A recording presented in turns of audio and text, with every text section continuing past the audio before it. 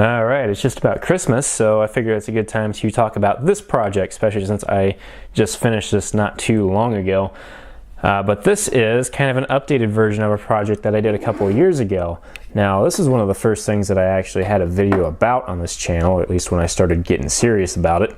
But this was a Santa hat that I basically just stuck standard RGB LED strip on, and then inside of it I put, I think this has an AT Tiny in it, and then it's got a little boost converter to be able to run the 12 volt LED strip off of a 5 volt USB source. And then this just ran off of one of these rave power banks like this, and this is kind of a standard size, I do believe, this type of lipstick power bank, but that just clips into a couple of 3D printed clips, and then you plug in a USB cable. This has got a micro USB port on the boost converter inside, and it just runs like so. Of course, it being standard RGB LED strip, the entire thing is just one color at any given time. Anyway, this hat got kind of starting to get worn out, and it's too small for my head anyway. So bring in this year's project. This is the same thing but with a few upgrades. First off, the electronics have been minimized into one box. Now this does actually just have a it just has that same exact power bank, except for it's taken apart and shoved inside here, and I actually have a teardown video, which I'll put like the card or whatever up here if I remember.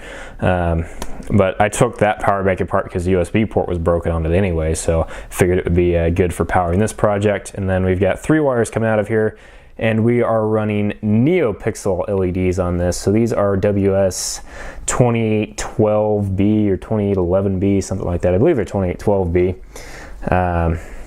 I've got 39 LEDs on there. I chose 39 because it's an odd number, which makes it easier to work with in code, and it's also divisible by 3, so you can have red, green, and blue and have an even number of those, I guess you could say.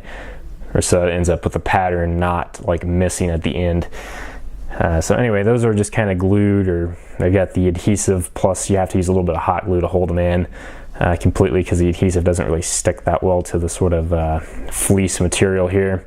I cut a hole through the hat all the way to get the wires through, and then plugged the hole with hot glue mainly for strain relief. If this gets pulled out, it'll also hold the fabric together.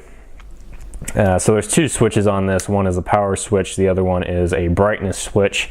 I'm just going to go ahead and set this down so you can kind of see the patterns that this will go through. So as I said, Neopixels, so we're going to get multiple, well, we have individual control of every LED, so we can have whatever kind of patterns we want to. We can sort of, you know, we can make that circular pattern, we can do different colors. We can do a rainbow effect, which you'll see here in a minute.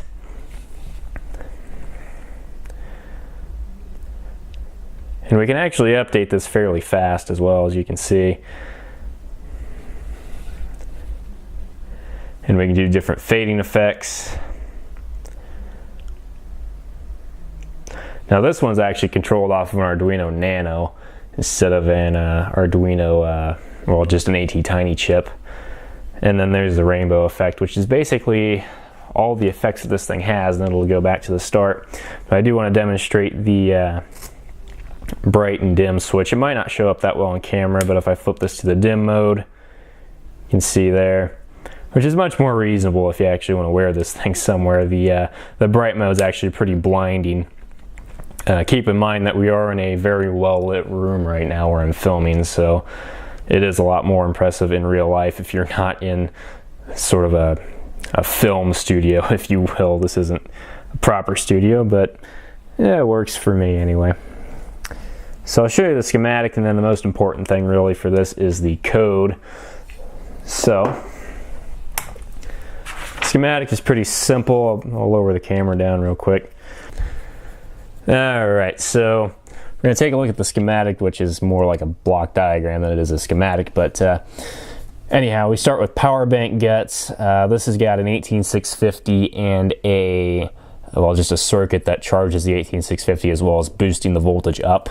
So the 5 volts that comes out of that goes through a switch, which is the on-off switch. That gets connected to the VCC pin of the Arduino Nano. It also gets connected to the plus 5 volt pin on our WS2812B Neopixel strip.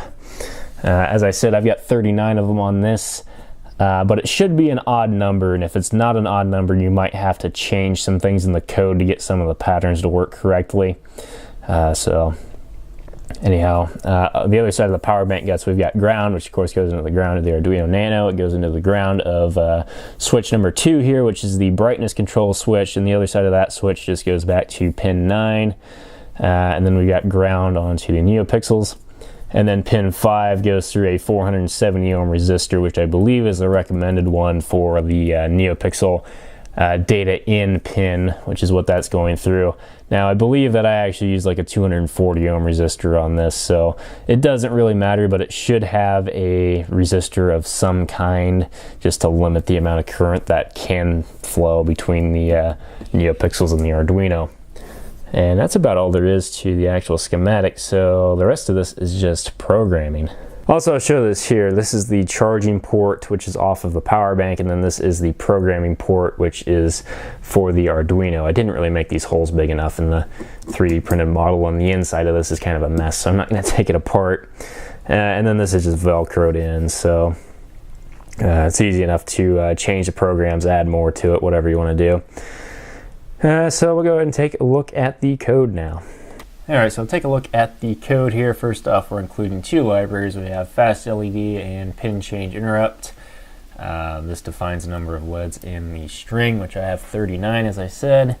We're defining the data pin, which is the pin that the data is being sent out from the Arduino on, and it's going into the LEDs from pin number 5. We create the array there. We have the integer for brightness control, and I'll show you where this actually comes into play a little bit later, but as it says, we have 1 is full brightness and 255 is like 0 brightness basically, or the lowest it'll go. The current LED, all of these right here just use later in the code, and then switch pin is the pin for the brightness control. And then in the void setup, we wait for 2 seconds, which as it says, if you mess up with programming, you're pulling too much power with the LEDs, it gives you a second to be able to reprogram it. This is just the setup for the LED strip, which fastled.add LEDs, WS2812B is what I'm using, and then it sets it up to the data pin. This is the color order, and then we have that setup parameter, I guess it is. Anyway, you can change what type of LEDs you're using. You can just change it here. You can change the color order as well. And then we have pin mode switch pin, which is pin 9. Input pull up, so you don't have to use an external resistor on it. And then this creates the interrupt for the switch pin.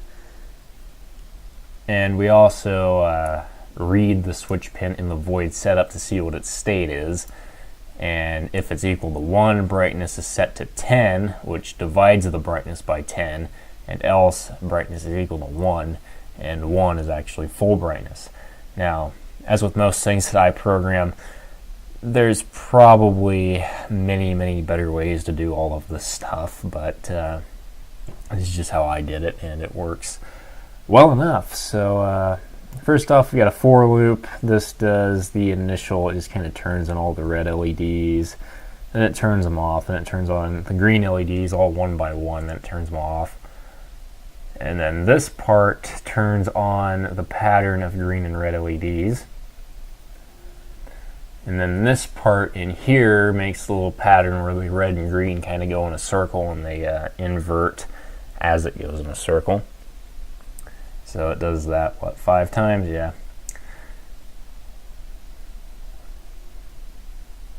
Then this shuts off the green from the above pattern, then this one shuts off the red, I believe. And then we have the pattern with the blue LEDs. And then this one is the red, green, and blue pattern. And then it goes white, then it goes back off again.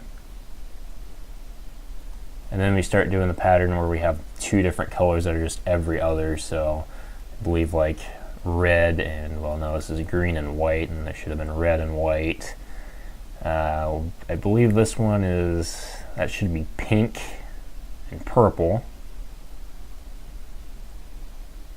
And then that's like, what's that, like cyan or yellow? That's yellow and cyan.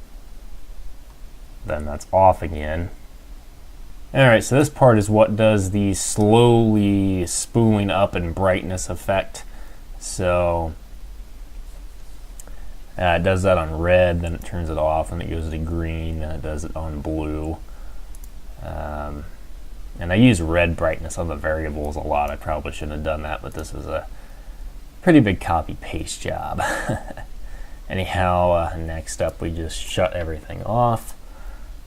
And then this just gets some variables ready for the next part, which is the rainbow effect. So this goes, it actually repeats the sort of rainbow effect 30 times, as you can see from this for loop. And we're basically just doing math on it so that they change. You have two colors change at a time, and they kind of fade in and out between each other. And we're doing this on like every individual LED, and it just kind of ends up chasing each other, and it makes kind of a fading effect as well. So that's all this is doing, and then this turns them off. And then down here we have void switch check, which is what the interrupt does. So this just has a debounce delay, and then we read the switch. And we can either, if it's 1, we set the brightness at 10. If it's not a 1, we set the brightness equal to 1, which brightness equal to 1 is full brightness, and brightness is equal to 10 is the lower brightness. As you can kind of imagine, if you look at this, you see we have green, which is just the value, and we divide that by the brightness. So dividing it by the brightness, the higher number you have in the denominator of that fraction, the dimmer it's going to be, because it's going to lower it. Say you had green was equal to 100, and you divided that by 10, now all of a sudden the actual number that's here is only 10 instead of 100, so you end up with a tenth of the brightness. So anyway, that's a basic crash course of the code. We have 356 lines worth, which I will copy paste into a comment in this video because it'll be too long to put in the description.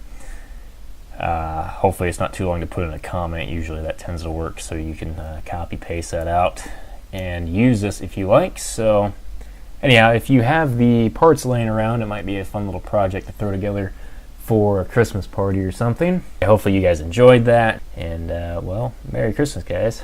I'll see you in the next video. Bye.